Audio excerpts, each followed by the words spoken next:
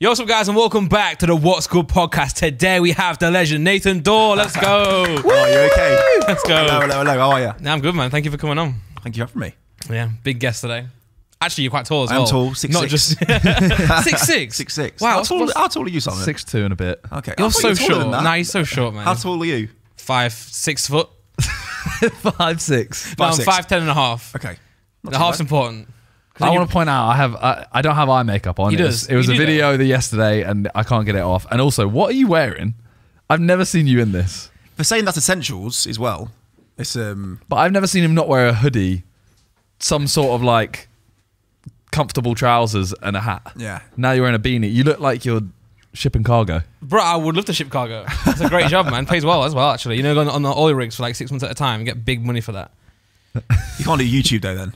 True. I know, I can take a You vlog make camera. a 6-month vlog. True. Nah, what happened was I was here for the last podcast, remember? Then I had to go Yeah. to Manchester. Yeah. Left my suitcase, had an event, so I had to go shopping. So I bought this, and then Simon Oh, party you tonight. bought this? Yeah, I bought it. Oh, all right. Like I said, I thought it was free. What are you wearing? You're wearing childish merch. That's so childish. Grow up. Brilliant. Shout out Jay though for winning this fight. Oh, no, you're taking it back. Changing the subject. But you're wearing eye makeup though. So Yes, okay. Well, anyways, you have a new song coming out I do. this Friday. This is actually going out on Wednesday, by the way. Okay, yeah. So in 2 days. So 2 days it's out. What is it? It's called Sweet Lies. Yep. With someone that you might know quite well. It's me. Talia Mar, Oh, everyone. Talia. Talia oh my Mar. god, that's your fiance. Yeah. Holy it's shit. weird. My fiance and my girlfriend have both done a song with you now. What's it like if you have an argument? Yeah. yeah, that's true. What if you have an argument with Yeah. your missus? You get in the car and it comes on. Are you just like, Do you get in arguments with her? Not really. I would love to see an argument between you and Talia. I I feel like you'd never argue. I feel like that as well. There's more disagreements. But I feel like she would slap you about in an argument. Physically or emotionally? Well, maybe both. No, that's a joke. Emotionally, I feel like because you're actually quite smart as well. But I feel like in an argument, she would just win, no questions. I feel like she's like that type of person. think you you're know just what? more Yeah, chilled. she wins all the arguments. Oh, smart. That was smart. Do you let her That win? was smart. No. Okay. It's called What? Sweet Lies. Sweet Lies. That's bad for you. Yeah. She's lying to you. Sweetly though. So it's fine. Doesn't really make up for it. Yeah, it does. But I've heard a song like on like I actually haven't heard it fully. Have you? Yes. You'd like to think so. But I've heard it online. I've heard it. You've played it on your phone and stuff. I think so. It's good. It's very good. Thanks. We wouldn't really put it out if it wasn't. Yeah, no. Do you know what? It's like it's just an amazing pop song. I think Yeah. It's got the nostalgic element to it with the sample of Sweet Like Chocolate, so it resonates with an older audience. Yeah. And what's mad is a lot of the new school now, they don't actually know the samples. Like even Flowers. Yeah. People think I wrote Flowers. Yeah. So like these kids will send me a video of like the Sweet Female Attitude version, saying like, "Oh, they're playing your tune," and I'm like, "It's not my tune. Like we sampled that tune." And, like, it just reminds you of like these kids then refined these old classics. And I think that's quite interesting because what you always find as well is when you sample a tune, the original has a spike in plays and you know, streams and stuff. So yeah, it's like a crazy old little thing, really. And it's crazy because a lot of people are also sampling the same era of music right Yes. now. And from me growing up, I've listened to like Kanye and stuff, like sampling songs from the 60s, 70s, Yeah. 80s. So now I feel like the gap's getting smaller. But It's you're just right, they making didn't us- remember it. The It's people don't making me remember. feel very old. Yeah, true. Like I remember playing these tunes like when they're out, Yeah. and now I'm sampling them, and I'm just like, oh god. What is the like shortest amount of time before you would sample a song? Like you wouldn't sample a song from last week. I was thinking about resampling Lighter to get the top 5 again. Do you know what? I don't think there's any rules really as such, But for you, for like, me, I think it would all come down to the sample. Like, who was it that did it with Central C? Did a sample of something that came out. Doja. No, it was dun, like dun, dun, what's the one before? I should really know this. With that Pink Pantheress. Oh, okay.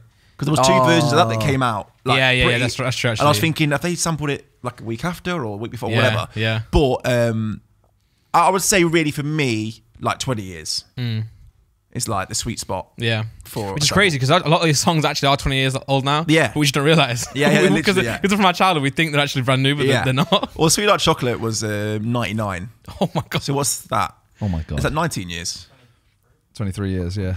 Quick maths. Yeah, 20 no, it's not 23. Yeah, it I'm 94 and I'm 28. Yeah, I swear it's not. It's 19. 22 years in this year, 23. plus 1 to 99. All right, 23 then.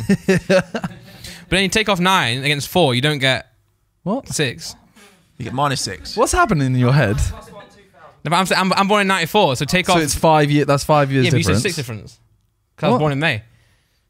Yeah, exactly. Can we get the date this song came out? You want to find out? If Yeah, it's man. Exactly Yeah, don't just 20 say 6 like that if you don't know it's 6. It's either 23 years or 22 years. What date are you born in May? No, 13th. On 25th. Oh, mad. 17th I'm of May. 94 as well. Nice. Huh? 17th of May. Oh, wow. So that we're in between us. When's your birthday? 13th. Mad. Could you imagine it? What just happened? Bro, I just Moving lowered on. you, mate. Get good. So you're older than Nathan. And shorter. Well, how old are you? 30. Are you really? Yeah. If you want to join the podcast, Shocking, let me know, man. Yeah, you need some new blood. Jamie's replacing you anyway. He's too old, though. Isn't he like 43?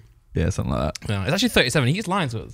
No, I don't know anymore. Wikipedia says 37. I looked it up. But he says 43. Yeah, yeah. And who do you believe more? I believe Wikipedia more than Jamie. Oh, fair enough. It's Okay, well. But anyway, how did the song come about with Talia? It was. So this tune was kind of, we've always wanted to sample Sweet Like Chocolate. Yeah. And obviously I've just sampled the Calabria. So I was like, I don't really want to do another sample straight away, but the thing in the music industry is not everything goes to plan as such. Like when you've got a schedule of what you want to come out at what times, Yeah. it's always fluctuating and changing. You've got to align artist diaries. You've got a feature with someone and they're like, oh, we're now bringing this out. It knocks you back. So Yeah. a lot of things changed in the last few months, and we were trying to find a solution, what to do with Sweet Lights. And we asked Talia to give it a go. It sounded absolutely amazing on it. Yeah. Got back in the studio, tweaked with it, and do you know what? It was an easy process, really. It was like just going back and forth, honest conversations. Do you like this? Do you like that? Let's change that. Let's change that. And it come together, and we were all like, do you know what? This sounds great. Have we got enough time to get it out this side of Christmas? Probably just about right. Yeah. You don't want to get too close to Christmas because then the charts just full of Everyone Christmas starts tunes. dropping. Yeah. And then you're like, oh God. So yeah, it was kind of I would say out of the features that I've had in the collaborations, it's definitely been one of the most like just easy, free sick, going man. ones, Yeah. which is always the best. They always turn out the best. Yeah. It was the same as Lito. It was just so easy to like Works put out. together. Yeah. And I think when you're all on the same page and you're not when it's artist to artist, it's a lot better. Like I can just ring Talia, talk about things, and it's sorted. Yeah. When it's like, I'll go through management, go through labels. Takes a long time. Well, everyone just gets their little opinions in on the route to the artist. Yeah, true, And then, true. and then you end up like, It's like Chinese whispers. Yeah. so yeah, it's been great. It's been great, and I'm just super excited for it to come out. It's when you put a tune out, you always believe in the tune, otherwise you wouldn't put it out. Yeah. But ultimately, you never know how it's going to do. You know, sometimes you'll think this tune's going to fly, and it doesn't. Sometimes you think, I'm not sure on this one, and it goes top 3. Yeah. So that's the beauty of music. It just takes its own journey. I can't do any more now. Yeah, It's a lot of hard yeah. work. True, It's like, right, true. there you go. Fingers crossed people Yeah. like it. Do you have like an expectation of it? I know you can't really predict it, but Yeah. do you have somewhere where I you're s- like, I I'd be suppose, happy with this? Yeah, people would always say, oh, number one, but I'm more realistic. It's like understanding the industry, to get a number one, the numbers are just incredible. Like you've just got to have everything fall for you. Yeah. Every streaming service, TikTok, TV, everything's got to work. And you got to have trends and everything. And that is hard, you know. Sometimes you get 4 out of 5 and you need that 5th one to get there. But in my eyes, you know, my latest single went top 10. I would love to do that again. This side of Christmas would be amazing. But if not, after the new year, all the Christmas songs go, and then you kind of go straight up the chart again. So Yeah. I would love to get a top 10, and it'd be Talia's first one as well. So That's I've sick, said yeah. to her, like, let's really work hard on this. Got Let's so get the close top last 10. time. Exactly. And I know the 11, feeling. right? Yeah, 11. Yeah. We were like that with Flowers. It was like we were in the chart for ages and we just couldn't move up from 12. And then like at the start of the week, I mean, it's a bit geeky now, but you get midweek chart updates that the public don't see, but artists see. So like every Monday, Tuesday, we'll be like 9. Like this is talking about Flowers. Yeah. And we'll be like buzzing thinking, yeah, my first ever top 10. And then it'd come to Friday and it'd be 12. And that happened for like 9 weeks. Yeah. We just kept dropping from 9 to 12 on like the actual published day. So I know the feeling when it's like you're so close and it's so disheartening. Yeah. But then you've got to remind yourself, you're actually 12th in the UK charts. Yeah, Like, it's do you still know what I mean? huge. Like, Yeah. just grow There's up. more songs coming out as well. You keep going. Exactly. You never know. So yeah, hopefully top 10, and we can all celebrate, and it'd be amazing. Yeah. Well, my first time actually hearing the song was when you played it on the. I don't know where you were at the time, but it got leaked out, right? Yes. That was. Do you want to tell us about how all that all unfolded? Yeah, I'll be the rocks. Yeah, that's the one. Actually, that's the one. So where do I start with this? Because it did upset quite a few people. Right. I suppose it was intentional, but also unintentional for how many people it upset. Yeah. So obviously, I don't know how much you see when I promote singles, but every time we promote a single, I'm always obsessed with thinking of new ideas to, you know what it's like. You've got to, people love controversy, people love anything different than just saying, hi, I've got a new tune out. So I was thinking, if I just put a post out and say, hi guys, my new tune, Sweet Life with Talia Mars out Friday. Everyone's like, yeah, whatever, just fucking scroll past it. So I was thinking, what can we do that, whatever.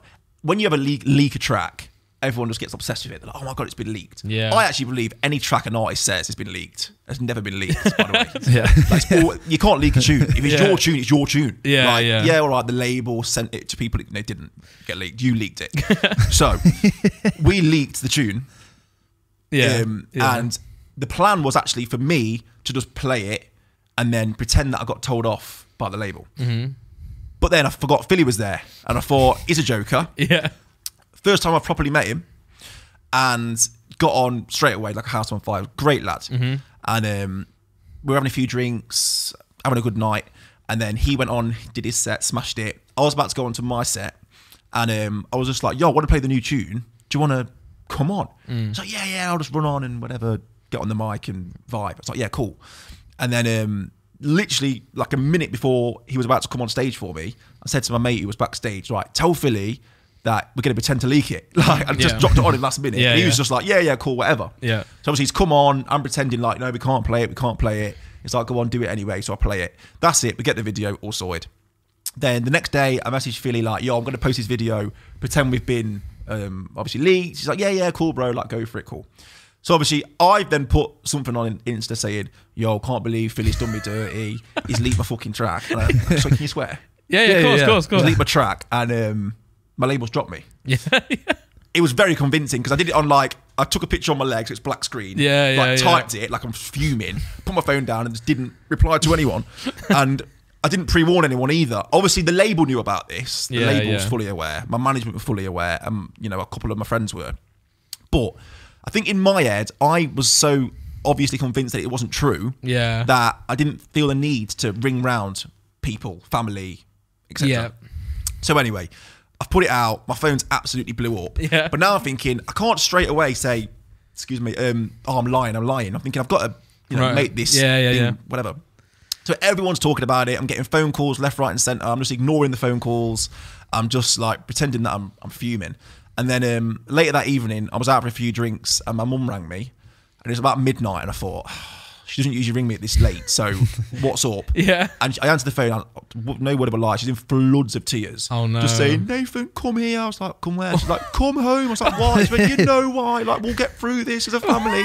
And I was just like, when I said I was joking, like the gasp in her voice, she was like, oh. I was like, Mum, I'm sorry. She's like, you've got to tell me. My dad's in tears at the pub. No. And I'm just like, if I did get dropped, I probably wouldn't put it on my Insta. I'd probably tell my family first. So anyway, I was thinking, right, I'm in a bit of a situation now because everyone genuinely believes I've been dropped and this could backfire. So anyway, the good news was everyone was talking about the situation. So then obviously I put the video out the day after.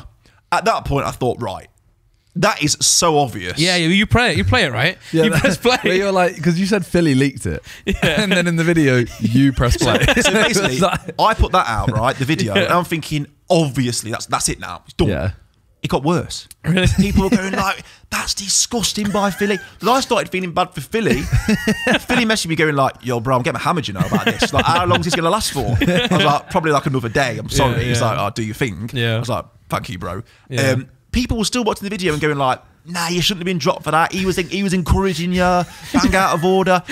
Ultimately, some people were saying like, nah, it's your fault. You're stupid. You click play. But I was thinking the problem is you all still think I've been dropped. So I was like, how do I get out of this situation? So anyway, that video got millions and millions of views, shares, everything. Everyone was talking about it. We were trending everywhere. Yeah. The label were like, you're a genius, but also you've caused us a headache. We had like Radio 1, Capital, and all emailing the label like, what is going on? He's like, no, it's not been dropped. So yeah, obviously then it came out and announced that it was a media stunt. 99% of people were like, amazing, like what a genius. Yeah. There was a percent of people that were like, you've lost me as a fan, this is disgusting. I want a refund for my meet and greet tickets. Like, I don't want to meet a liar. Oh my God. You can't please anyone, but I mean, there you can see it kind of went off, and it's a good name for the track as well, actually. yeah, well, exactly, that was the whole point. I was like, this is called Sweet Lies. So if you did clock, well done, clever. That's funny, man. If you didn't, then I suppose it was a good publicity stunt. But I think when it first happened, it was put in our chat as well, right? Everyone was chatting about it with us, and I think people were saying then it can't be true, no way. That's what I mean, like the amount of like people that were like saying, oh yeah, we were all talking about it, saying we can't. And do you know what? Also, you find out who your haters are. Yeah. I had all the Birmingham City fans on Twitter. Nathan Dawe, you lanky twat, rah rah rah, your music shit. Yeah. And obviously, I was thinking I'm going to get the last laugh in the end. Yeah. So yeah, I've not been dropped. I do love my label, and it was an amazing publicity stunt. Probably won't do it again, but it worked. Yeah. Well, that was the first time I actually heard Talia was on the song. Listen to that clip. So that was also a bonus as well, seeing that she's on there as well. You know what? It's also like subconscious. The amount of people that would have watched that, not even taking into account the new tune, but subconsciously they're hearing it. Yeah. So when they hear it on TikTok and then Radio they hear it now. shopping, then they'll hear it on the radio. I mean, we can get geeky, but there is a stat that I'm not 100% sure what it is, but I want to say like 18 times. When you hear a tune 18 times subconsciously, it stays in your brain. Okay. It might not be 18, so don't hammer me. But I'm just saying there is a specific number of times you hear a track and it subconsciously then is stuck in your brain. So that's all part of it. Yeah. There's a lot of science behind the madness. Sweet, man. Well, I'm excited. It comes out this Friday, right? This Friday. 21st. It's out, yeah. Yeah. Please buy it on iTunes. But I think people don't understand how much that helps. I know. Like, it really does. When you can stream, it's like, you can stream it, keep it on repeat, but even repeating it all day, you're probably going to make one sale. Yeah. Not even that, probably half a sale. But obviously, one iTunes order, if you can get your mum, dad, whatever to do it, that will help so much. Yeah, and massive. Like, in the charts. Doesn't Spotify max out now? Like, I say you can only do like 8 plays a day or something like that. Maybe. I don't know. Probably to combat that. Because I know people like all the big stands of like Blackpink and all these big artists would just loop the phone all night. When they've got billions of fans just looping it, it's like, how can you compete? Little old Nathan from Burton. But then, like you're saying, something like 150, right, or 250 times you play it equals one purchase on iTunes. So just when me and JJ used to release our like jokey songs, like Hesky stuff, that was like the perfect time between like Spotify not really being about yet, where people just buy the song all the time. And I think for us, it was a Christmas. So Christmas on iTunes, or it used to be the case, where it would lock. It wouldn't move anymore over Christmas because the staff were gone. So the chart would just lock. So I remember we were like number 3 or number 2 on hip hop charts on iTunes. It just locks the whole Christmas. We were just number 3 for like a week. It was sick. Was that Hesky Time? Yeah, man. Hesky Time was number 3. Yeah, on not on the UK charts, but on the iTunes hip hop charts. That must have been his worst Christmas. Still a chart, isn't it? Yeah, still a chart. It's like Dr. Dre there and just us there. And I remember because it was the first song that we ever put out really like properly. And then I looked at the data on TuneCore when it came through, and we did like 1,500 like sales. I was like, fucking hell. I was like 16. I was like, oh my god, I can't believe this. I thought you were rich. Mate, it's like the most money I'd earned in one go at the time. I was like, this is sick, man. Yeah, man. And he gave me all the money for the song. Oh, did he? Mad. Yeah, and he took all the money for the video. I'm not sure which is more actually. Probably the video. Actually, probably the video because I took it off. Back then, maybe not. Back then, yeah. CPM. Who knows? Well, he got 1 million views. Maybe not actually. Maybe I made more. CPM Let's back go. then was- Unlucky JJ. yeah. Get fucked. Scammed. But no, I'm excited. It's nice to have you on because you've got a very familiar accent to me. Yes. Because you're from Burton, right? Yes. Burton on Trent. Yeah, to people that don't know, that's probably what, 25, 30 minutes from... Well, I'm actually born in Mansfield. Oh, so I think that's closer. I'm pretty sure it's closer, yeah. Closer, yeah. I say I'm from Nottingham because no one ever knows where So you're from Mansfield is. Mansfield town? Yeah, well, yeah, I was born there, but I lived in Alfreton. You know Alfreton? That's closer to us. Yeah, South Just Normanton. outside Derby? Yeah. You know South Normanton? Yeah. Okay. Well, that's a town next to Alfreton.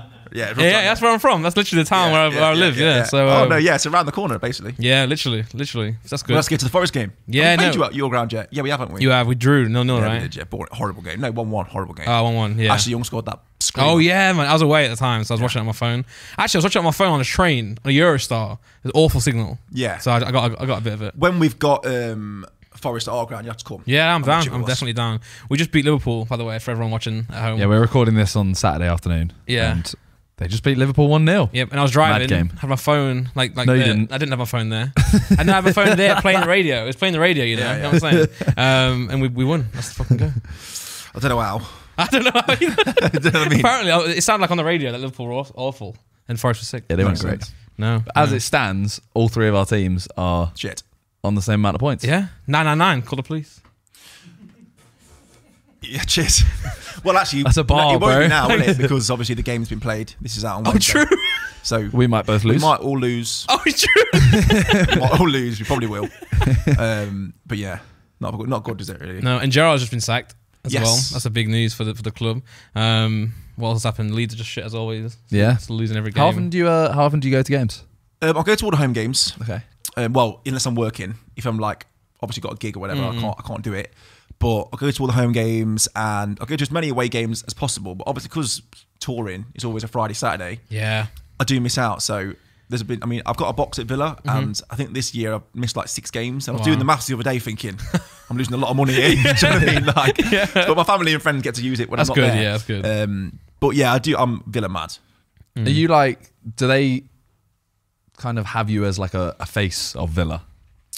I wouldn't say face. I mean, like I'm one of the ambassadors of the foundation, and I've done like the kit launches. I do all the music pre-match, and I suppose I am heavily involved in the club. I'm not going to say I'm the face of Aston Villa because I'm not, but yeah, I think people love music and football, and the fact that I'm so invested in both, I think I just connect and relate to a lot of Villa fans, and I've always got a lot of time for them, like always talk to them on the concourses at away games and stuff. And they support my music massively. And obviously we all kind of relate with the fact that we all love Villa. So I'm very lucky to have a massive following through Villa. And I remember at like Reading and Leeds, the year that you were side of stage, when JJ came out for me, before I actually went out, like the whole... Well, I'll say the whole, obviously it was only a proportion, but it sounded like the whole arena were just singing Villa songs before it came out. And then I walked out, it was like just a sea of claret and blue flags. That's mad. And I felt like Jack Grealish at the time. And I walked out, I was like, wow, this is what it feels like to be a footballer. And they come out for me and they support me. Every single set I do, there'll be a Villa shirt in the crowd. Sick. And I just love that. And it's just amazing how football can just bring you together. Yeah. It's in this country, it's huge anyway, right? So like just the atmosphere at shows is always mental. When I do shows with JJ in Nottingham, it's always the same way. Everyone just sings the... Yeah, it's a good feeling. I think it's just that culture of just chanting when you're at shows and stuff. Yeah. But yeah, I think, and also supporting like Villa. If I was like Arsenal, Liverpool, Chelsea fan, they've got loads of fans there. Everyone just whatever. But I think Villa, obviously, I suppose you've got Prince William. Yeah, I was just about to bring that up. Yeah, Tom Hanks. Like we've got massive famous Villa fans, but maybe not so much as relatable as myself. So that's why I think it works really well. Yeah. Well, Tom Hanks is American, so he's a fake fan, really. I'm just joking. I was going to say like Essex with Wolves as well. Yeah. That's the same kind of thing. How they? I'm convinced he's not actually a Wolves fan. Why? I don't think he's ever been to a game, has he? Like I see him walking around the pitch and all this and doing all this Wolves shit. He's never been to a game. And like every time I invite him, he says yeah. Then he comes to the day and I can't get hold of him. So next time I see him, I'm going to say, "Oh, what was your last game?" Yeah, just go see, for it. Just say that, yeah. He's also crap at FIFA. I've not played him. He's crap. I feel like any fan of like a real football club needs to be at least decent at FIFA. Are you any good? Yeah, I'm alright actually. He's so shit. No, mate. I got home yesterday. I played FIFA for the first time since it come out on Rivals. I've not lost a game. Actually, I lost one game. You played Div 10. Div 10, Div 9, got into Div 8, lost my first game. Is that on Xbox or PS4? Xbox, but it's cross-platform now. So if you want to play, we can. So how is that? The cross-platform? Yeah, it's alright, but it's weird on Ultimate Team because like it's cross-platform between PC as well, but the market's different. Okay. So how's that work then? I don't know. All the prices are different. It's mad. But I don't play Ultimate Team. I think that's a rip-off. Oh yeah, it actually is. But I like PAX. Nice. But also, it's not cross-platform on Pro Clubs, which is the worst part. Oh, it's not cross-platform. No, it's everything apart from Pro Clubs. Yeah. Oh, the best game mode. Yeah. Yeah, and that's the one you'd expect to like get everyone together on different consoles. So I can play against you, but I can't play with you in a place. No. Crap. Yeah, it's awful. But I played it the other day at that McDonald's event. Yeah. And like it's the first time I played 23, and I thought it was really hard. Yeah. But I played this pro gamer. Sorry, I can't remember the name, but he was a pro gamer, and I went 3-0 up. Oh, wow. And he was fuming. Yeah. And then in the end, he beat me 4-3. I was thinking, if you get paid to play, true. Like it's my first game. Yeah. But yeah, I would love to actually do gaming a bit more. Like I was going to say, do you play many games? When I've got a lot more time, I do play FIFA and COD. But because I've got a lot on at the minute, I haven't literally got time to do it. But I do like the idea of like having a group of mates that play. Yeah, yeah. Like I see like Chunks and Philly and H play and stuff. And I think, you know what? I would love to just jump on and play now and again in like a cool team. Yeah. But me sitting at home on my own playing it, I don't do that. Yeah. I think we played together actually on like an event once. We did. Remember? That, I think that Talia was car in that game. as well. Yeah, Really? we played Rocket League. Rocket League. And Among Us, or did you play that one or not? Never heard of that. Okay, right. What's it called? Among Us. It's the one where like it's an Among imposter. Us. Sorry, Among Us, yeah. I don't think it's Mungus. Bro, you're from where I'm from, man. Yeah, but it's been like This that. just proves it. This proves it. Every time he's ever said it, no one understands. I've never ever heard of that. But yeah, Among Us. I see you boys promote that. Among Us. Yeah, they play a lot. Yeah, I wasn't in the last Savin one. Yeah, you weren't It invited. stunk, Did I that's play why. with you? Yeah, we played Rocket League. Because if you remember, and also FIFA. And Tom Grennan, like, he had the wrong FIFA. We were playing like, I don't know, 22 or something. He had 21, so we had to wait for him to reinstall it. Nice. But yeah, we did. I was crap, weren't I? I was crap. Everyone was crap. Yeah. It was awful. I think, what was it for again? Guild, right? Guild, yeah, like an esports team. Okay. So we were just playing some games. And I think we were playing like Rocket League basketball or something. And it's just awful. Yeah. To be honest, I think I was sitting at home thinking, what am I doing here? Like, I've got a camera here. I'm like, who's even watching? Like, how much am I getting paid again for this? Just thought, let's do it. Yeah. But I'm not a gamer, so I mean, you know, I am. Like I said, I do want to get more involved. Yeah. So you know, like when I did that event the other day and I was gaming, I thought, do you know what? This is a bit of me. And I think obviously a lot of my fan base are massive gamers. Yeah. So I would love to do more gaming and maybe start Twitch and just do FIFA or whatever. So Well, you were streaming with Talia on Twitch, right? You said. yeah, and that was fun. That was my first ever time even using Twitch. Yeah. So I was like asking loads of questions. What does that mean? What does that mean? And everyone's so interactive on it.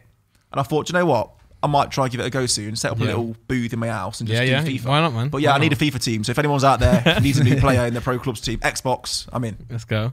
Well, I think the chat were like spamming what's good, right, to come on the podcast. So shout out to anyone who did that. To Yeah, everyone was saying jump on the podcast, and I said to Talia, I'd love to do it, and then That's exactly why. Conversation That's was it, man. As soon as that, so we don't normally like asking people. No. We don't ask ever. So what happens? How'd you get them on? We don't. It'll happen. So like we'll just be in conversation with someone and they'll be like, oh, you know, I'm down to come on. You see Yeah, how sure, you let's go. you see how you've said, oh yeah, no, I'd go on it. That means instantly I can go. Okay, then I'll ask. Okay. because I know there's no But why'd you do that? Do you not think people would fear do it? of rejection. That's stupid. I know it is stupid, and we're both the same. But also, yeah. But Vic has done this to us. Well.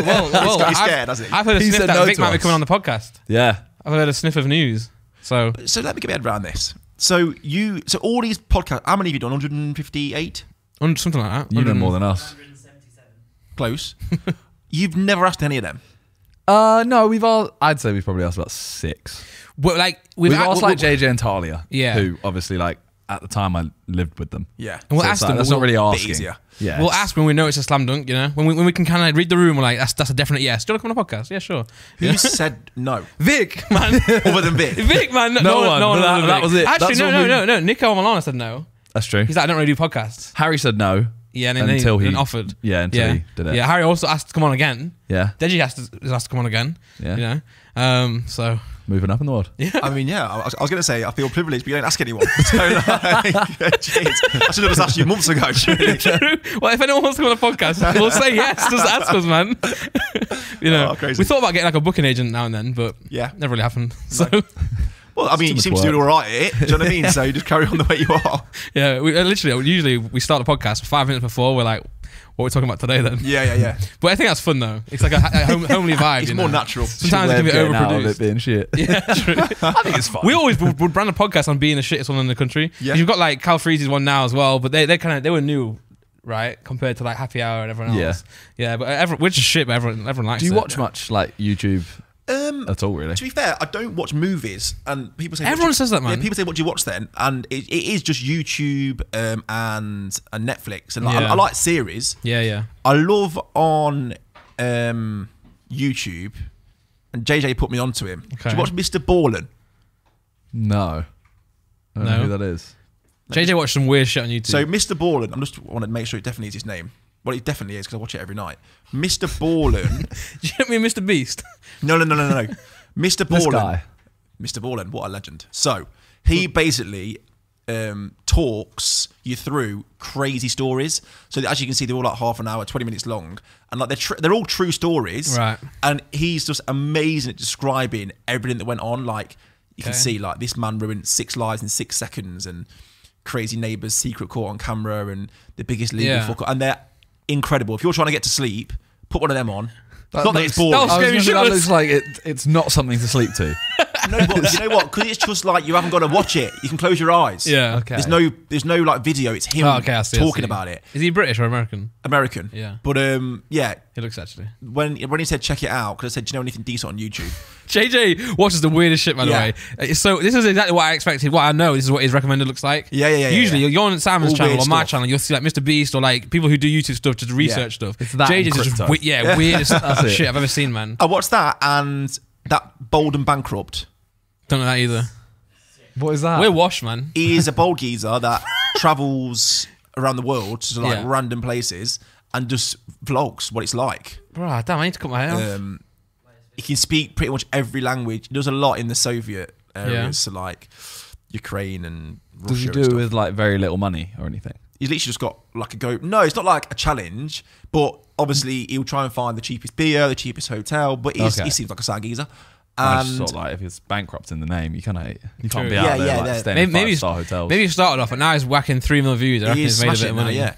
And I think that's kind of about my YouTube stuff. I mean, I have recently started to watch Mr. Beast. Yeah. To be fair, the first time I heard about him was after that Squid Game thing. Mm-hmm. Yeah. And I thought, fucking hell, what a nutter. Yeah. And then I looked at the other like the titles. I thought, no way. Still watching it, and he does. Yeah. That's good, man. That's good. Yeah, that's amazing. Yeah. And obviously, when all you boys pop up on my For You, which is every day, bro. I'll watch that. But I'm into like that Gangs of London's out now as well, so I'm watching that on Sky Atlantic. But yeah, I do like YouTube. I think like I like things that are actually factual or like light-hearted. Yeah. And that's what YouTube basically is. So yeah, I've heard a lot of people say they don't watch films. You know, like Jamie doesn't watch films, Harry doesn't watch films.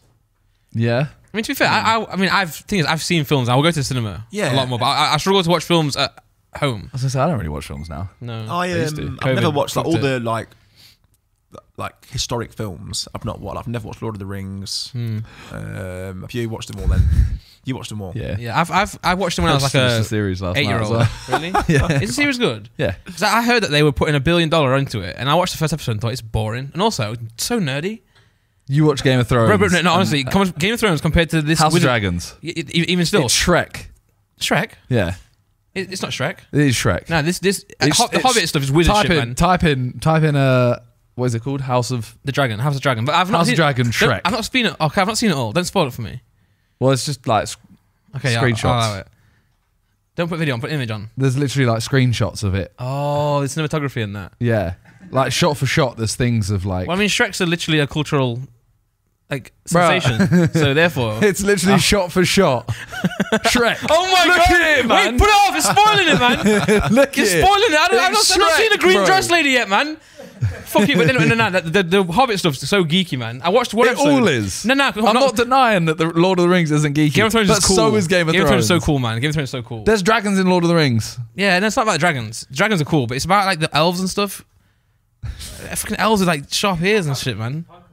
Huh? Yeah, you live off Pokemon. The cards. I don't fucking like. You started a grading company and a Pokemon shop. Yeah. You are a geek. Embrace it. No. I'm saying that, but like Pokemon's like it's not like elves and shit. You know what I mean?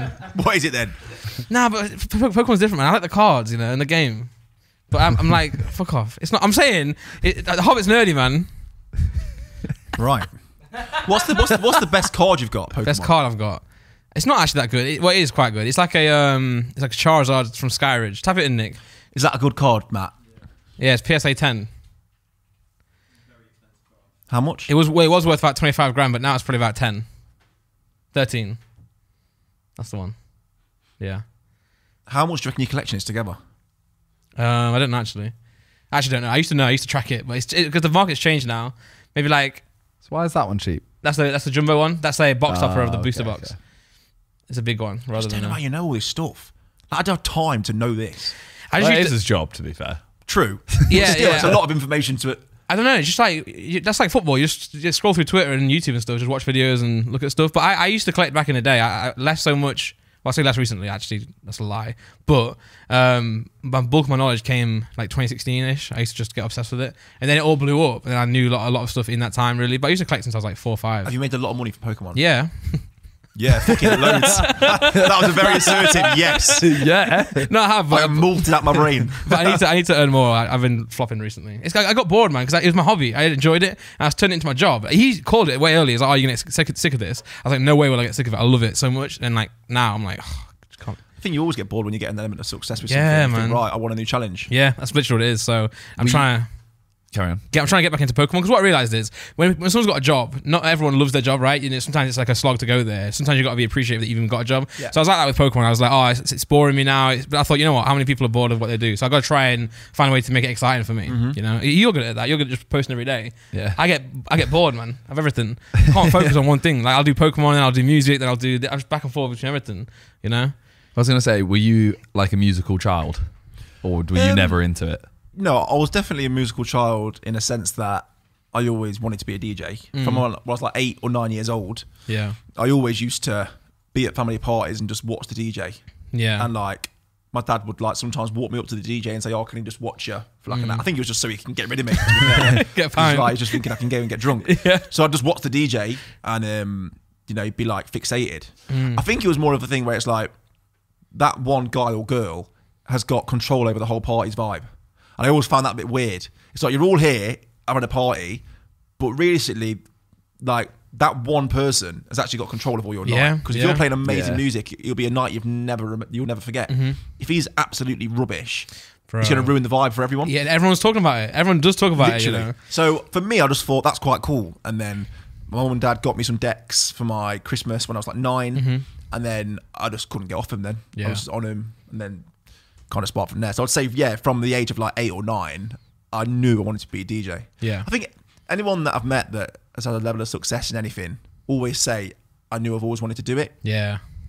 And like, I always have flashbacks, like literally sitting in science and like just when the teacher's like hammering me for like not doing the homework, I literally used to just think to myself like, I don't care. I know I'm going to be a DJ. I'm never going to use a Bunsen burner. Bro, that's literally my thoughts as well. I used to play Angry Birds. I used to have a pencil case like this, Angry Birds, and my wife now, I met her at school, so she was next to me. She'd do all my work, so all my experiments in science. She'd measure it, fill in like number 1, and she'd just put number 1 in my book. I'm just sat there Angry Birds. And I passed that course. But is that because you thought I don't need that crap? I love Angry Birds, man.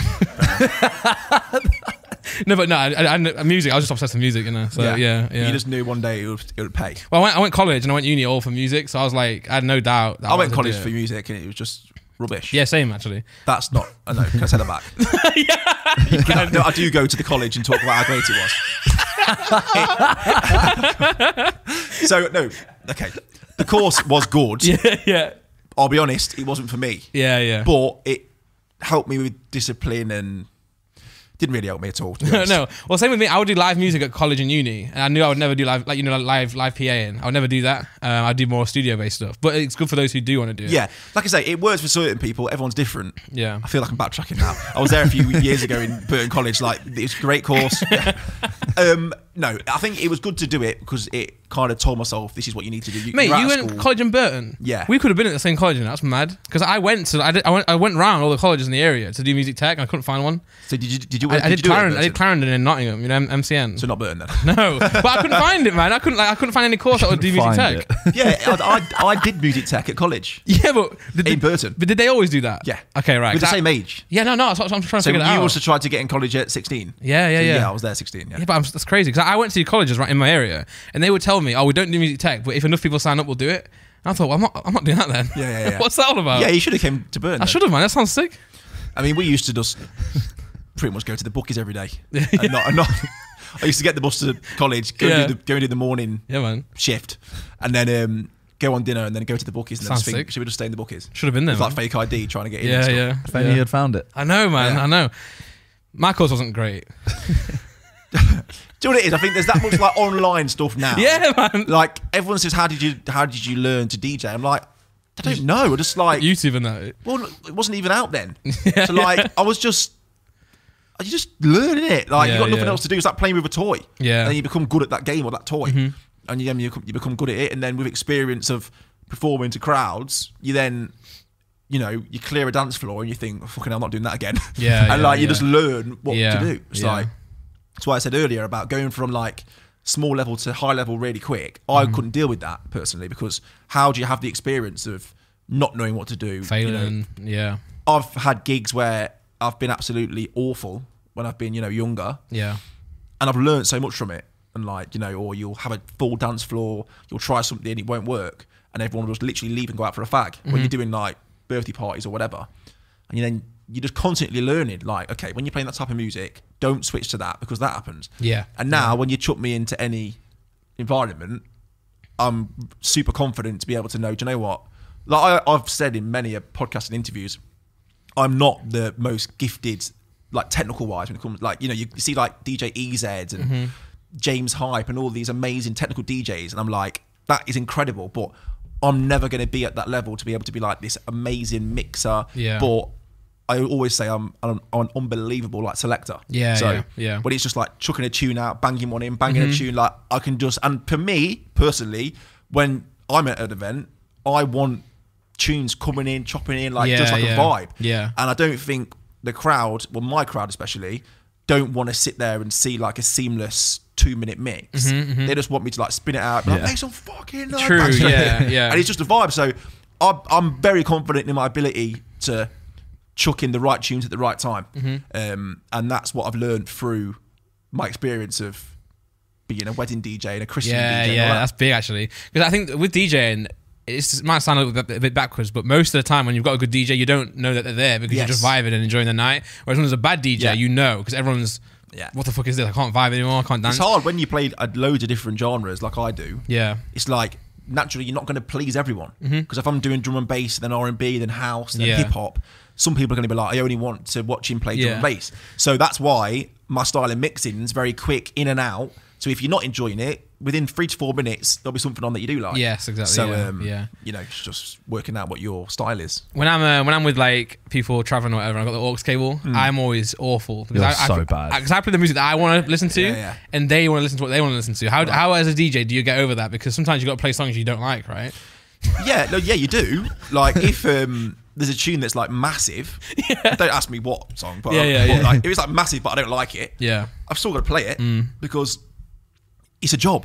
Yeah. Like, I don't know, maybe my mentality is not always what every other DJ agrees with, but my mentality is I'm being paid very well to perform and give people a good night, good memories, good experience. So I'm not going to be a selfish DJ and be like, no, I'm playing this specific set. If you don't like it, don't come. Like, I'm like, well, they're here, they've paid the tickets. Like, they want to have a good night. They've got stresses at home. They've got stresses at work. They can come here and just forget about everything and enjoy it. So put my ego to a side and just give them what they want. And if that's a tune that maybe I think it's not that cool. Like, I always end my sets with Don't Look Back in Anger, Oasis. And I know some DJs probably look and think it's a bit cheesy. Yeah. But I'm like, when I'm seeing 10,000 people with their arms in the air screaming the word at me, I think they're having the best night of their fucking life. Yeah. I don't care what anyone thinks. Like, I'm performing to the people that are in front of me right now. Yeah. And I've never played that song and everyone's gone, what are you doing, mate? Like, it doesn't matter where you're from, male, female, whatever, everyone is hands in the air screaming it. And that's how I've always done my sets. It's like, I don't try and make it too cool. I just do what I think is going to work. And if I play a tune and it doesn't work, I'll come out of it quick. Yeah. But for me, like I say, it's just, I want to give people good times and good memories. And nothing feels better for me than when someone will come up to me and say, oh, mate, like, you DJ'd at my uni 3 years ago and like, it was the best night ever. And I just think like, I've created that memory for you. And to me, that's worth everything. Yeah, for sure, man. For sure. So next time, don't be so shit. Yeah. Nah, man. But it's like, even now, I'm still so stubborn because it was in Vegas, right? And I was like in the limo or the car, whatever you call it. The limo or the car. It was either a long limo or it was a box of Astra. It's like a big one, like a van limo. Yeah, it was a limo. You've got a lot of money. Yeah, it's in Vegas, man. In Vegas, they're everywhere. Yeah, but I'm playing it, and it's you know the song "I'm on One." Okay, Khaled. Yeah. Right. But I like that song, but I like the "We Taken Over." You know, one with Akon. Yes. I like that way more. So you played that instead? Yeah, and I'm with the aux like this, like making sure none of the boys can change it. And I got a video of it, and they're all fucking so angry at me. They're trying to push me over and grab the aux. Yeah. I'm like, nah, I'm leaving It's it on. because someone else will put on a song like, what's the song that kept getting put on before that you kept changing it to? I'm on one. No, the one before that. There was the song playing every time, another DJ Khaled song that was playing. all I do is win or something like that. Oh, You know, okay, like that's playing, and it's like just as took it's it about off. to drop. Yeah, he literally goes like, "Oh no, I played the good one." Plays it. I I mean, mean, "Oh, what are we doing?" I'm bad at that because I will literally listen to the first 5 seconds of a drop and be like, right, next. Yeah. And that's probably my style in DJing as well. I'm Yeah. like in and out. So I do probably do my mate's head in when I'm in the car because I'm just like, next. You're the opposite. You're like, "Oh, the last verse is You play to always the the very best." end. Oh yeah, Lil Wayne. Old school. Wait for Lil Wayne, man. He's so sick on the song, man. You need to hear the Everyone's fourth bored. chorus. That's the best one. Yeah. It's always the worst one. But they're memories now. So if you know, honestly, that's like it's actually fun. You know what I'm saying? Bad memories though. For you. For me, it's sick.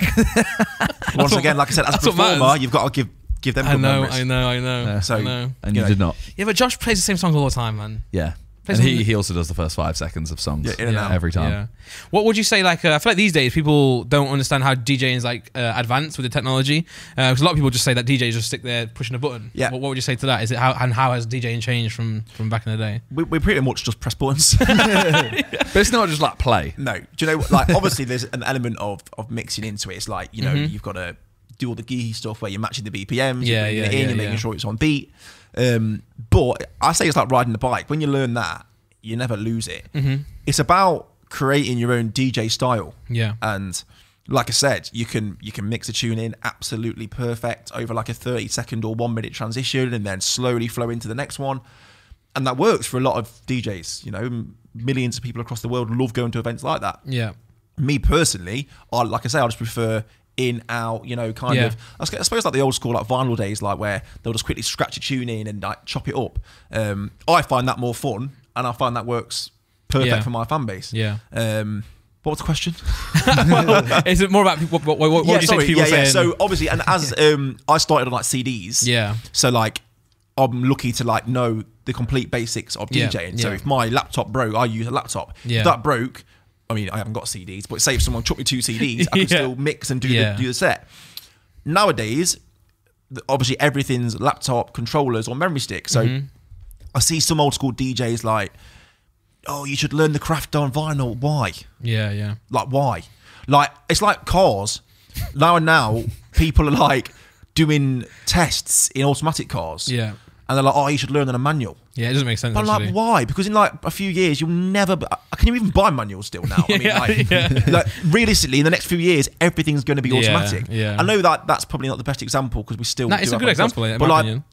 kids now, DJs that ask me for advice, I'm like, yeah, if you could start on vinyl or CD and learn the craft, great. Yeah. But realistically, it's probably more expensive now to go and buy CD players and all that. Yeah. So like, buy a controller, learn the craft, and for me, try and find your style. Yeah. Like, you know, do you want to do slow mixes? Do you want to chop it in, chop it out? Do you want to use 3 decks, 4 decks, 2 decks? Yeah. It's more like finding yourself as such. Imagine going back in the day to when people were starting to DJ and you gave them the software that will automatically mix in a song. They'll use that. That's what I mean. So it's like, not about like, you know, and also imagine you're at a night out, right? And the DJ's there and every second he's just picking up the vinyl, swapping it. Yeah. But that was that at the time, and still now, there's a market for that. People that is incredible. When I watch vinyl DJs, I think that is an unbelievable talent. Yeah. But like, the world's moving on. It's constantly like adapting.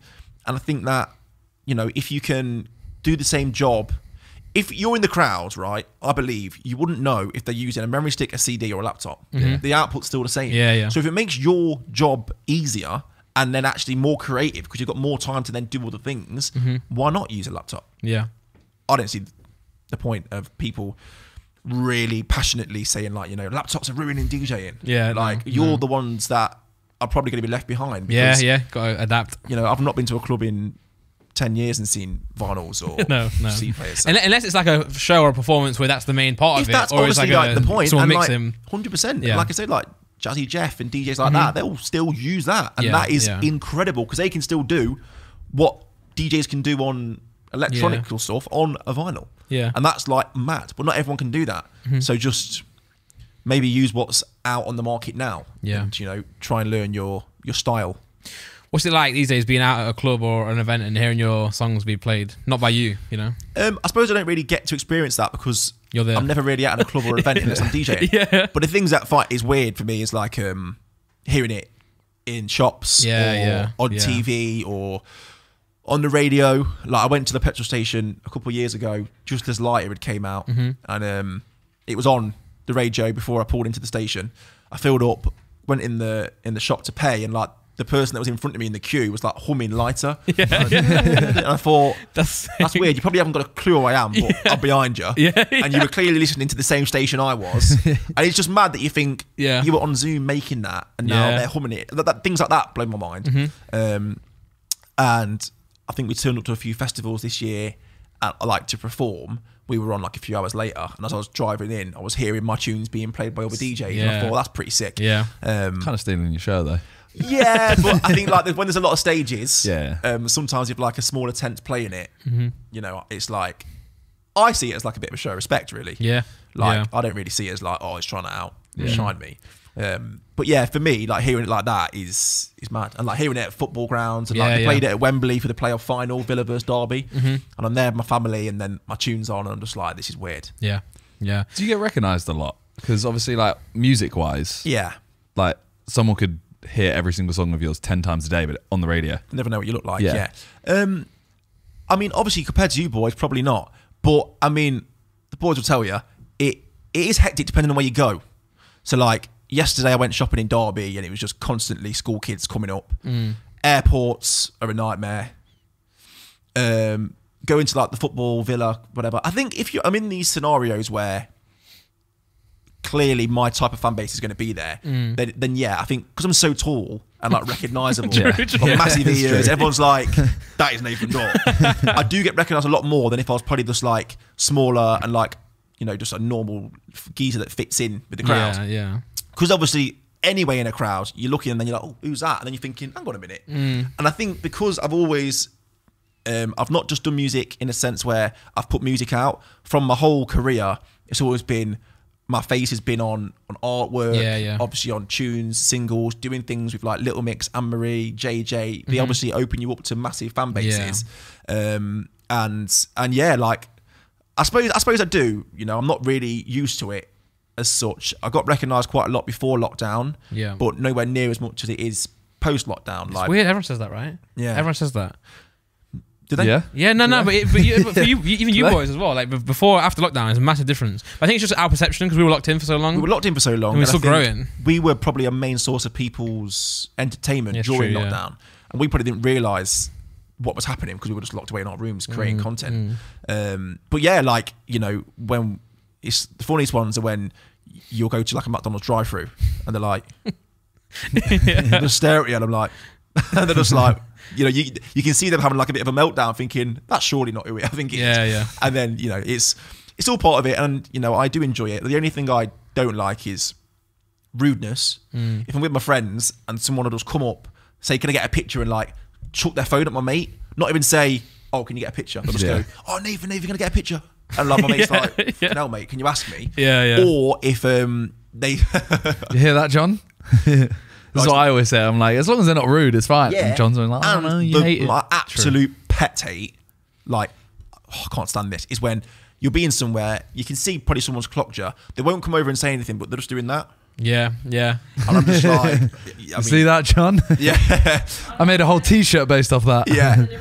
When they're secretly filming, that actually upsets me quite a lot, because I'm like, I didn't sign up for this. I understand being in this business, you are going to get an element of public opinion. You got to set an example. You're going to be, you know, people are going to approach you, pictures. 100%, I get that, and I'll be down for it all the time.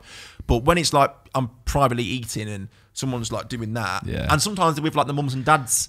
And like, bro, oh my god! One time we were at airport, right, and JJ's there on tour. He's asleep. Yeah, he's on his head on the table asleep. And his mum with her daughter comes over. And asks for a picture, and we said, "Oh, he's asleep." Yeah. And she's like, "Can you wake him up?" I'm like, "What?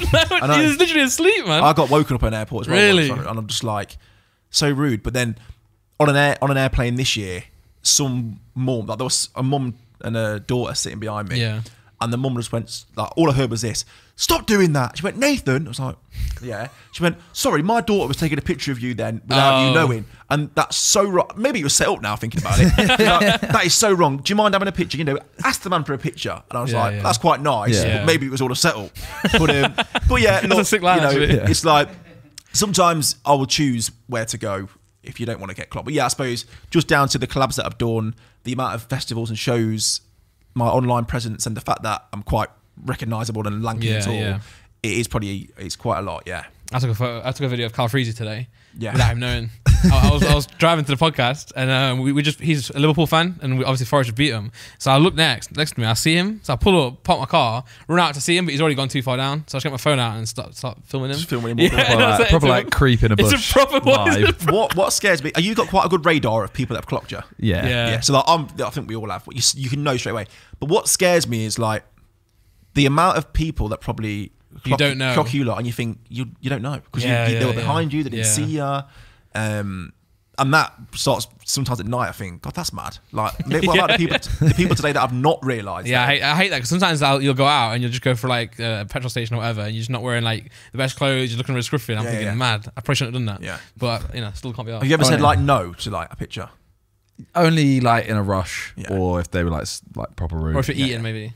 Yeah, if I'm eating as well. Sometimes. I've never done it just because I think like 100%. If you're in a rush and you're being walked out of a venue or whatever, I would try my hardest. But obviously, sometimes if you've got like the club security just kind of rush you out, then you can't. But I always say I don't want to give people a bad story of me to say, oh, I asked it, because people just make things up anyway. And the amount of times that like I'll see on Twitter, someone will say, oh, I asked Nathan Dawe for a picture and he told me to fuck off. I thought, I would never, ever, ever, ever do that. Like, what are you on about? Maybe you asked me, I didn't hear you and walked past you or something, and you're saying that I told you to F off. Yeah. So, that's why I'm always like conscious now when I see people talking about like celebrities. Like, I always hear, everyone always says James Corden's a twat to people. I think bollocks. Yeah, but I've never, like, now I know when people say it about me, they could just be lying about him. And you see thousands of people, I think, how many people have met James Corden and how, maybe he is a massive twat, but you don't know that. Well, it's probably like him shopping and people have just walked past and he's been like, oh, do you mind? Like, I'm just, I'm just. And then they'll just like, escalate that. Yeah. But some people do have an ego though, really bad. Some people who do like who? celebrities. Yeah, go on. Oh, no, I don't know who you met. No, I'm not saying. Who's the worst person you've ever met?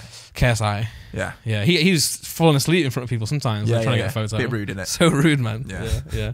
But no, it's always like a time and a place, really. So it can always go different ways. Have you ever been tempted to do a song yourself in terms of singing? Yeah. Like you DJ and sing. Yeah, well, like Calvin Harris. Would you? Would you sing or rap? I would definitely sing. Okay. I think like, like when you listen to old school Calvin Harris tunes. Yeah. And he's just singing like, "Can you stay up for?" I think like that's quite an easy song to sing. Yeah. If like you actually have a couple of singing lessons and you can just do it perfect. Yeah. And I would love to do one day just like a tune where it's a very kind of easy melody to reach. It's not going to be any highs or lows that I can't get. Like, it'll be within my vocal range. And I would love to just sing a hook or something. What you can do now with music, manipulating the sound to the point where you can't even... On the new Stormzy track, Hide and Seek, like, it's him singing the chorus, but no one really knows that because it's pitched up. So you could definitely get away with it to the point where no one would know it's you. But I would like to know that's my voice. Yeah. So in answer to your question, that was sick. I would love to do that. Yeah. But even Talia's last song, there's like the second part of the chorus or something. Her voice is deepened. Yeah. And I literally asked her, I was like, "Oh, who's this guy singing?" Yeah. And I was so confused. I called it right when we first played it to me. Don't know. I was like, "That's Talia." Don't know. Bro, you've told someone before. He knew that. I also that song. I was in a physio on my knee. And the guy was like, like moving my knee around and stuff. And Talia come on. And I was like, oh, it's my friend playing. Yeah, He just didn't give a fuck. All right. I was dead proud, man. I was like, it's Talia. Every time I get in the car, that song's on. Yeah. Still. But it's funny because everyone says that to me as well. Yeah. Every time I get in your car, 21 Reasons is on. I'm thinking, I don't get that. I get to stay the night at the minute. Like, it's always stay the night when I get in the car. JJ as well. I know at Lighter, actually, at my warehouse where we did the Pokemon stuff, my wife would work there. We're in a different warehouse now, but there's only 4 songs ever playing. Yeah. And Lighter was one of them. Yeah. So literally, Lighter was every 20 minutes. I started to hate that song. That song was so good. Yeah. I mean, it was... The success of that tune, obviously, now looking back, was just incredible. Mental. And still, like, I played it last night. It gets the biggest reaction. Yeah. But it was just... People forget that before that tune came out, JJ has never done a commercial tune. No. He won't mind me saying this, but in essence, the music he was putting out was predominantly for YouTube and stuff. And, for us, we had a lot of people in our ear just saying, are you sure about this? You've just broke through with Flowers. You've got to follow it up with something big. Yeah. And, some people were saying, you're doing a tune with a YouTuber. How do you feel about that? I'm like, the one thing that I relate to JJ is he always wants to prove people wrong. Yeah. And like, I can do that. Why can't I do that? And that's the attitude that I've had. And obviously seeing that in him, I just thought, do you know what? If this tune is something that his fan base will resonate with, this will blow. Yeah. So me and my management and my team were completely on board. But then you have opinions from higher places that are just kind of like, this is a risk, you know. Yeah. And at the time, it was a massive risk. Now to get JJ on a track's a Swap. non-brainer. Exactly. Like you know, people are begging him to be on tunes. Yeah. But at the time, it was a massive risk for us, and like I feel like people do know that.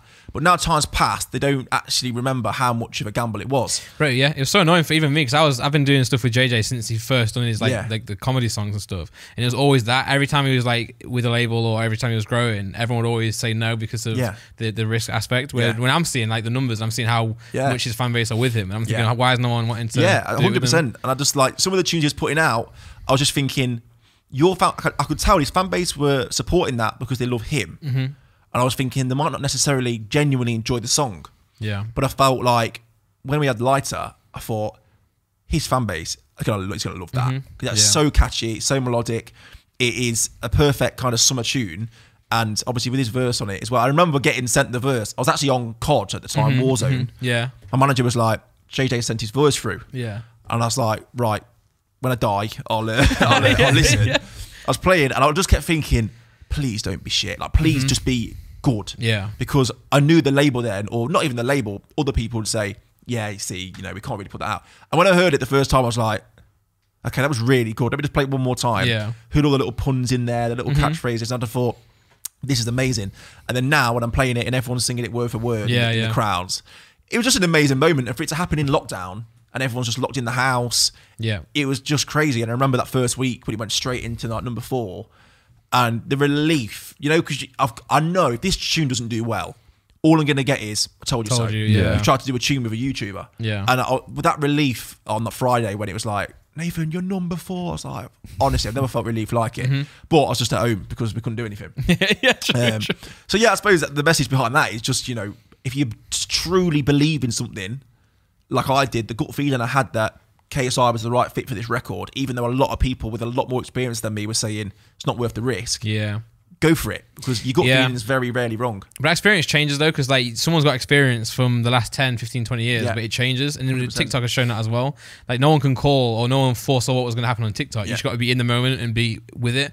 And because I think most of the age groups that are kind of like driving sales and driving the success are in the now of TikTok. So unless you're in it, you don't know necessarily. If you're not in it, you're missing it. Yeah. So with JJ, like we would know for years, it's going to go big, but it never did. But then when they realized the power, then it goes clear, you know. And he's doing, obviously now he's just doing sick as well. So what did you think though when you heard that first line of "I'm feeling so good like a fat man"? Okay, I'll be honest, because it's a weird line. Like I said, I've died in Warzone, put my headphones down. I just thought, fucking please. So I put it on, and obviously it's coming in. I'm just thinking, come on. I'm thinking like, hey, Nathan. I'm thinking, okay, cool. And I thought, I'm feeling so good like a fat man. I thought, okay. With a peng ting, I thought, okay. And then it just kept getting better and better and better. And that's when I was like, okay, that was really good. Let's just go back to the start again. And then when I heard the rest of the verse, and I realised, you know, how his fan base are gonna love them lyrics. Yeah, man. Yeah. My message was, I'll get it back, but it'll take me years to scroll. My message just back was in capitals, fucking genius. Yeah. To my manager, and he was like, mate, I think the same. And the label was just like, it sounds amazing. That first verse that he did, that was it. It wasn't changed. We didn't say, you know, change this, adapt that. I'm not sure on that. And that's rare. That was just like, bang, done. And like, even when he did the acoustic version, when he did a new verse for that, and I was blown away by that, and like so cleverly written, and like I say, it was just mad because I remember being around your house at the time, you and JJ living together, and we were talking about how well we think the tune's going to do, and I was saying, you know, about it being on radio, and he was just like, do you reckon? Like, do you reckon it's going to be played on radio? I'm like, I reckon we got a good shot of like Capital and Radio 1 playing it. And he was just like mad. And I was just like, I don't think you realise how big you are. Really. But I think he was from the thought process of, I'm KSI, I'm YouTube rapper. Are they going to support it? Because that was the first tune on radio they supported. You know, he's humble enough to maybe not realise that was going to happen. Well, he's been with big labels in the past as well, and he's given it a good go with different things. So even though he's been through it, it still hadn't had the reception that that song had, and he's got now. So he must have had that thought. Mainstream wise, will it get onto radio and stuff? I remember we always used to be at clubs, and we'd always try and like get the DJ to play his song. Sometimes they would do it, but sometimes they'd never ever do it. And now actually a bit boring now actually, because they just play it anyway. I used to enjoy the challenge of trying to hear the song get played. But it's been fun, man, and he's obviously still going, and he's got his boxing as well. Doing all right, So, well, now he's playing at Kiss Haunted House. Mad. JJ? Yeah, he is. Is he? Yeah. It's announced, right? I hope so. I mean, I'm pretty certain I saw a flyer the other day. Should we look? He's got me a ticket, so I hope so. Well, yeah, I mean, is he George? There you go. There you go. Yeah. Thank nice, God. nice. Yeah, definitely is. No, I think because we're doing so many of these Halloween shows, I keep forgetting who's on and who's not. Yeah. But yeah, JJ's on, so that'll be good. I keep finding it really weird how like intertwined everything is. Like, you know, he's done a song with you. He's done a song with Craig David. Now you're doing a song with Talia. Anne-Marie. Like he's done a song with her. Yeah. Like A1J1 filmed a music video or part of a music video at our football match. Yeah. And it's just like, I think the pool's quite small, isn't it? Yeah. Do you know what? I think like it's just down to relationships as such. It's like, you know, mutual friendships. It clearly, as you can see there, it just comes together in fruition in the end. Yeah.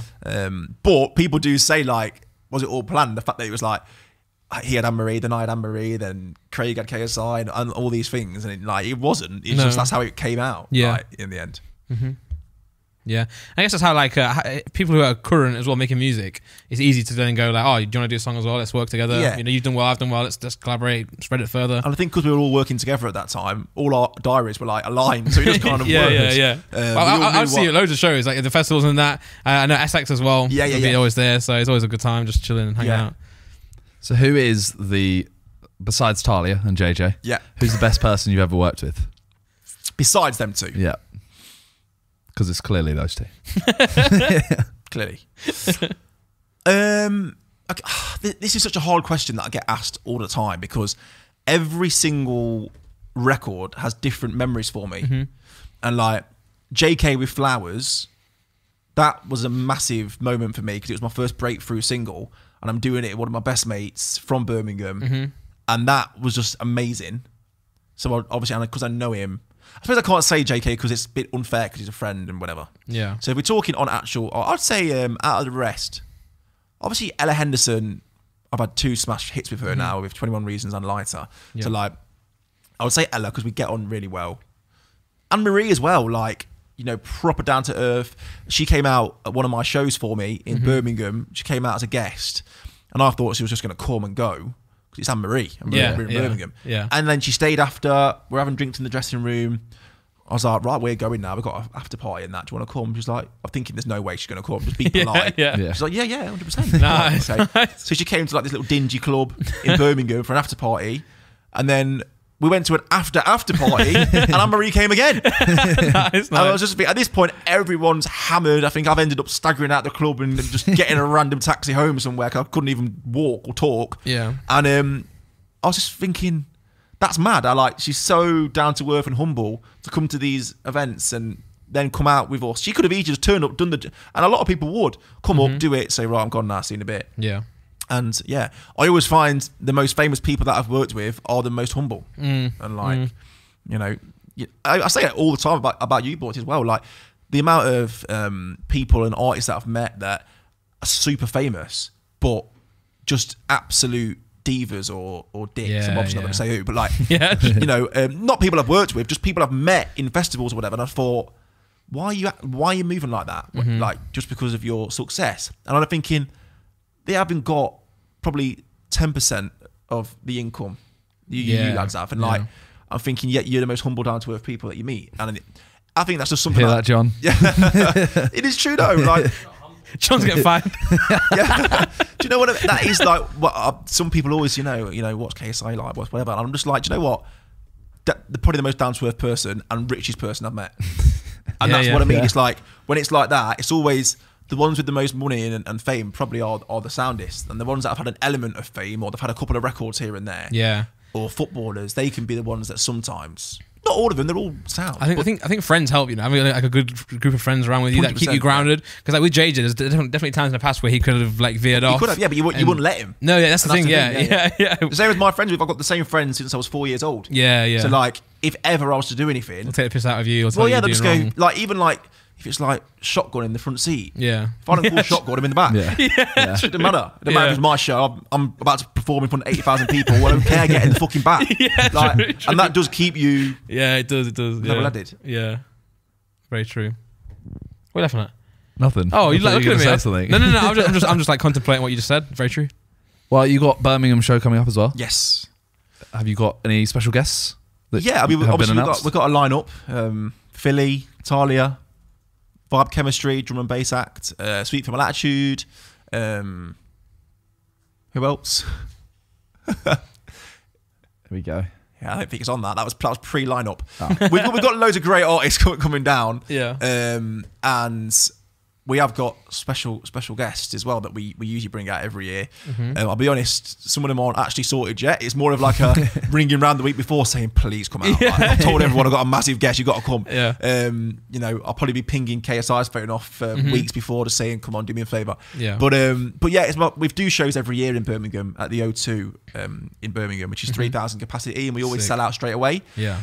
And this year I was like, I'm probably in the height of my career right now. Let's try and up the levels. And we've jumped to the arena in Birmingham. Nice. 8,000 tickets, so quite a big jump. And it's selling really well. And I think, you know, we're probably going to end up getting to the point where it sells out, which is just like, we've capped it thinking, okay, it's 8,000. If we sell 5,000, it'll be a success. Yeah. But like, deep down, you want to sell it out. Yeah. And it's looking like we're going to, which Sick, will be an amazing Huge. feeling for me to do that. Do you prefer smaller shows or bigger shows? Like, obviously, prefer it's whatever nice has- to have like Wembley Stadium, Yeah. but do you prefer the actual feeling of having like a smaller crowd that are clearly way more? I mean, last night in Kingston, I'd probably say there was like 800 people there, but it was like sold out. You couldn't move. Yeah. And the vibe and the energy and the atmosphere, like, it's just you can't really match that at small events, because when you're in a small room like this room, you imagine filling this with 300 people, the vibe would be amazing. Yeah. Whereas if you put 300 people at Wembley Arena, it'd be awful. Yeah. So it's always down to the venue. But also when you're walking out doing big events like Summertime Ball, it's weird. For me, it's an out-of-body experience. When I'm on that stage, all I'm thinking is, get through it, do it, don't mess up. When I sit back after and watch it on my phone, even now when I'll watch back the performance, I literally think like, I don't remember doing that. Like, I don't remember putting my arm up at that time and talking at that time. Like, you're just kind of zoned in to like, do not fuck this up. Yeah. Like, this will be online forever now. And like, you'll remember this moment, so don't mess up. And when you're in that frame of mind, I don't think you realise the magnitude of what you're doing. And then when you're watching it back on the way home, I'm just like, what the hell? Like, that is actually mad. That I remember like these science lessons saying like, I'm going to be a DJ, leave me alone. Yeah, that's sick. And I'm thinking, I'm now watching myself do it. And you know, you can't really get any bigger in this country than Wembley Stadium. So yeah, I suppose it's an element of just disbelief after it, I suppose. Yeah, for sure. And I don't want that to get boring, because I feel like one day it will, because I used to go to clubs that were sold out with 1,000 capacity and be like, oh my God. Yeah. Now I just turn up backstage on my phone, I do it and go. Yeah. It's nothing to me now because it's what I'm used to. So I hope I don't get to this situation where I'm like, I'm bored of doing 80,000 people. Yeah. But Ed Sheeran probably feels the same way. He definitely thinks that, yeah. There's O2 Arena like 5 times in a row. I think it was like Hamburg 5 times in a row. Then he like disappears for years. Yeah. So he's okay. Yeah, true. He has no phone He as can't well, just do it the apparently. whole time. It's just, Yeah. I don't know. Tours like that is crazy, right? I remember he did like stadiums every day, like a year or so. And he actually charges a reasonable ticket price. I literally saw that on a TikTok today. Yeah, he was does. saying like he charges so little because wow. he's like, when I went to shows, obviously, Yeah. it was affordable. So now I got to make it. So But he's that- just got a guitar, and like a pedal. Yeah, it's mad. Where I was like, you know, the production that as in like other artists will do is like into the millions. Yeah. So he's probably got a level of affordability to be able to be flexible with the True, ticket actually. price. True. But yeah, it says there 260 shows, Hell. over 8 million That's- people. 260 shows. That is mad. Are you about to donate? About Next to donate to onto Wikipedia. Cheers. Has anyone ever done that? No, I haven't. But I appreciate Wikipedia. Shout out to them. I mean, yeah. I won't cuss in Wikipedia. So why wouldn't you donate? Nah, I just feel like at the time I've never got my bank card on me. You've got money now there from Pokemon. Yeah, true. Oh, well, okay, I'll donate to Wikipedia Now after this. I'll give them a 2 quid, 3 quid, 4 quid, maybe. But real talk, Wikipedia is actually a great source of information. When it's actually true. Nah, but you know what? People say that, but I think there's enough people on it now to verify it. Well, you say that. People keep changing minds to Birmingham City fan. Okay. Every day. Yeah, true. So, whatever. Yeah, you got to hire someone to just keep changing it back. Literally, yeah. I got a few questions from people on Insta. Yeah. Wow. Ewan asked, who's your dream artist to work with? I say it all the time, it's Drake. Yeah. And he's starting to do a bit of house now. So I would love to do a tune with Drake. Probably never going to happen, but I do keep saying it. Hopefully one day you just think, who's this annoying weirdo that keeps saying Drake? Yeah. And he'll just like try and make a PR stunt out of it and do a tune and like clip all the interviews together. That'd be sick. Are you like a big Drake fan? Like, do you listen to him a lot? Yeah, that's like my favourite artist. Okay. I'm not like an absolute Drake super fan. No, but like I would choose to listen to Drake in my spare time, yeah. Yeah. Okay. George said, what's your honest thoughts on JJ's rapping skills? Great.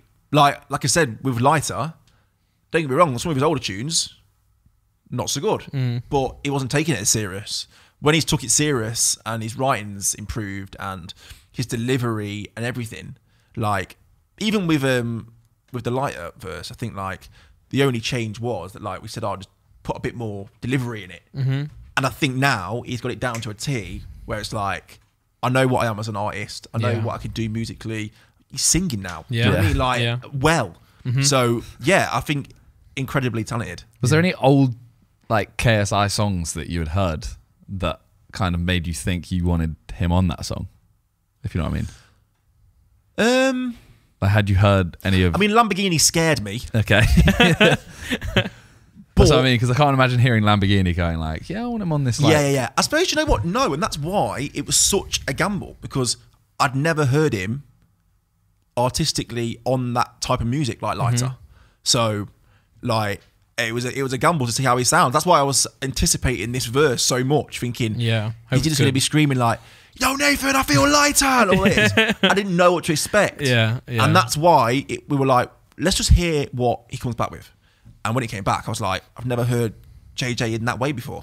And yeah, so I suppose, no, I didn't look at previous tunes and think, I want a bit of that. Yeah. But I just thought, he's got it in him. And he did. Yeah. And you did the whole song during COVID. Yes. So you actually didn't go to the studio or anything. It was all Zoom calls. Whereas Talia now, you've like... Studio, You're able to go like back and forth in person. That was the mad times about it. It was like on Zoom calls, doing studio sessions, couldn't really have the artist-to-artist relationship. Yeah. We were writing Lighter on Zoom. And like, you know, it was all done virtually.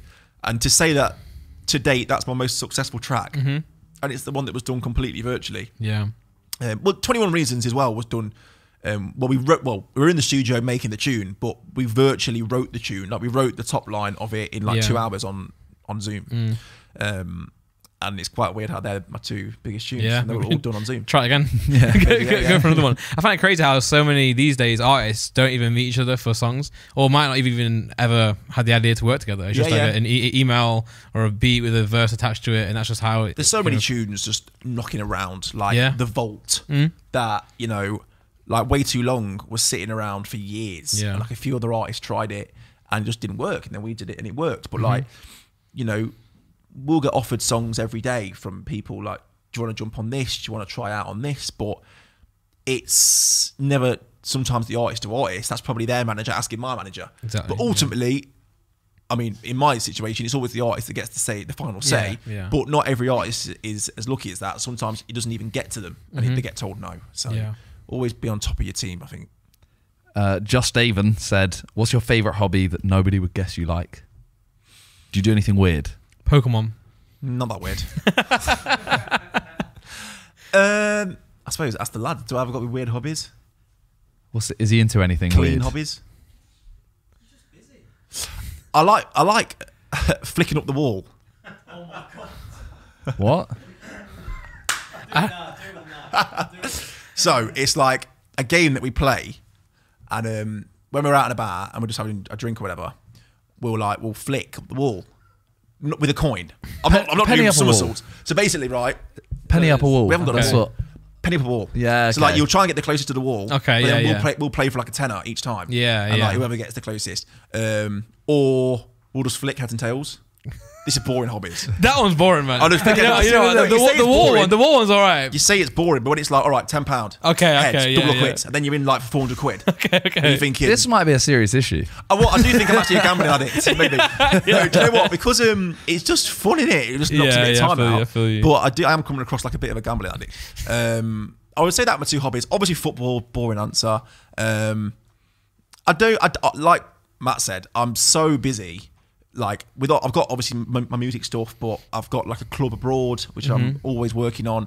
I'm opening a restaurant in my hometown. Nice. I have property that I rent out as well. Plus, in the music side of things, you're not just a musician. You've got to be a promoter. You've got to think of ideas for social media.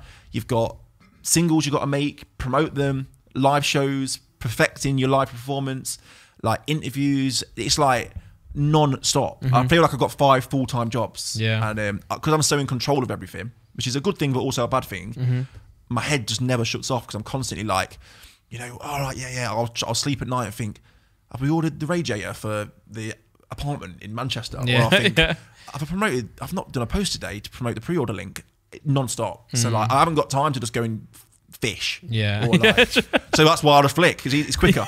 True, it is quick and efficient. So professional when you finish music, Yes. is it fishing then? Not fishing Yeah. or flicking. No, fishing. Oh, definitely not Because then fishing. you have time. Yeah. I think fishing's fucking boring. Like I don't. A few of my friends fish, and I'm like, they set up the rod, they get the rod out, Yeah. they set the, Yeah. That's what they call they it. get the long rod out, they leave it, and then they've got like a bell on it. Yeah, and when it moves, yeah. Is that not fucking weird? Yeah. I mean, I don't do it. Just to Like, clear that so you up. sit there for like 3-4 hours in a tent, and then you hear a bell, you run out, and then try and pick a fish out the water, and then throw it back in. True. I just think like, do you know what you could do in them 3 or 4 hours? Like so much, but yeah, people do find it a hobby, and people probably watch this now and think, well, fishing's amazing, and it is amazing, but I'd rather Not flick. for you. Yeah. I feel you. Matthew asked, what's your favourite song you've ever produced? Once again, it's kind of the same as like every song's different, but for me, way too long, because all my other tunes were very like house, chart, pop tunes, and Way Too Long was my first. Obviously, Sweet Lies is quite garagey, but Way Too Long was my first kind of garage record, and I'm a massive fan of Mo Stack as well, and he did a verse on it, and the video shoot was amazing, and because it was like garagey and more of my type of music that I'd play in my own time, I was like, I love that tune. Like, the production wise, that's one of my favourites. Sick. Sam asked, toilet roll, facing you or facing the wall? Eh? If you have your toilet roll here, Yeah. is it on the outside or is it on the The bit inside? that you pull off. Yeah. Fuck, I don't know. Weirdo. No, that's not. No, it's normal. I think that as well, I'm like, when people ask me, I'm like, I would always say this way, only because that's the acceptable answer, but I don't actually care. In my house, it sometimes if flips. it's the other way, It just swaps. Talia's what put it are on the you? wrong. It always has to be this side. Like you roll To it the and it wall? has to go over. So it's like, you can pull it there, it's Yeah. not under the wall. Yeah, if I do it under the wall, that's weird. Please tell me I'm not alone. I mean, I went for a wee in you're your not house. alone. I went for a wee in your house the other day, and it was just on the side. Sorry, what do you mean? Oh yeah, you were at mine. The Sorry. other day. I realised how weird that sounded. Sorry. I was doing promotion with Talia. After we finished, I went for a wee. Yeah, And but the toilet roll was just like on the side like that. I that just was picked it up. the spare bedroom. That was Nah, the spare toilet. You're supposed to keep every we don't toilet- own that, so we can't put something on the wall to have a. You can. Right. You can. Well, we're moving. So. No. You can. At my Yeah, but house. we're moving. No. At my house, you Don't get argue about it, lads. It's fine. No. A suction cup. Yeah, but we're moving. So when you So- moving? January. Yeah. Bro, you got like. Yeah, but I don't use that toilet. 3 months more of But I shit. don't use that toilet. Yeah, but all I'm saying is you've got time. You can get a suction one. But it why just would I sticks on. bother? I've never used that You toilet. just made a comment. You got no time. You got time. I didn't Honestly, say that. No, I'm just saying, why would I bother? Because I don't use that toilet. I'll buy one for your birthday. I mean, Okay. I'm at my house. I have got one of them things you put it on, a toilet roll holder. Yeah. But I'll just leave it wherever. It don't matter really. It don't matter. Yeah. But I Yeah. use tissue paper for weeing and pooing. Yeah. So like it sounds really weird, but I'm like a clean freak. All right. Yeah. So like naturally when you've finished and you've shaken it off, Yeah. This is big. This is huge, man. I don't like any residue Got you. of any like. Does anyone? Well, no, but I feel like maybe I've got a problem. But when I wee, like it takes me a while for it to all come out. I think because like it's so long, it just takes a while to come out. Right. So then I have to like dab it to make sure that it's. Yeah. Should we move on to the next question? No. What else? Well, the next one isn't much better, to be honest. Okay. Zane says, if you were to make a song about your sex life, what would it be called? Sweet You Lies. can pass. Sex on Fire? No, Is that boring? No. That's good. Sweet Lies. Out of my own songs. That's sort of I weird know, yeah. name. Is that out of my own songs or? I'll say because my own song's way too long.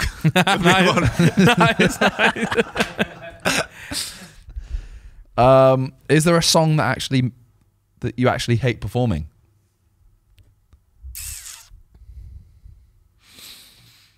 I mean, I suppose for a DJ, it's not really performing because I just literally go.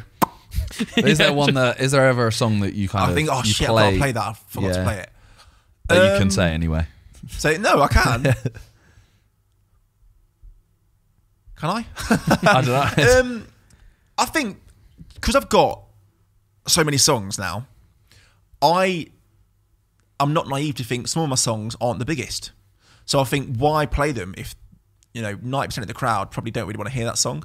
I suppose it comes down to chart position, but no, I suppose like when I'm in the process of making a tune, so it's Sweet Lies for example, because I've heard it over and over again in the last like month non-stop every day, and you like last night I was thinking shit, I ain't played Sweet Lies yet, but I'm thinking I've got to play it to promote it. But realistically, the thought of hearing that song again right now when I've heard it 50 times today is stressing me out. But no, I suppose it's not like I can't be asked to play this, but yeah, I think when I play a song that I've not played in a while, then it's nicer to just hear it. Yeah, makes sense.